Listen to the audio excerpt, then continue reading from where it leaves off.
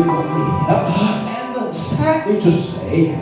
so many held on to the promise because they waited so long for it that they held